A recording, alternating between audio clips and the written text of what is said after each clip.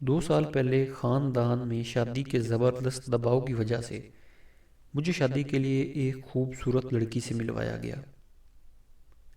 मिलने के बाद लड़की ने मेरी प्राइवेट नौकरी को लेकर नापसंद करते हुए मुझे इनकार कर दिया।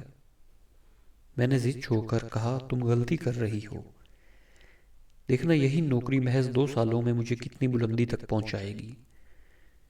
अलबत्ता 1 साल बाद इस लड़की की शादी हो गई, जो होनी ही थी। 2 साल बाद इसी खूबसूरत लड़की को इसके शौहर के साथ ब्रांड न्यू ऑडी कार में एक ट्रैफिक सिग्नल पर देखा।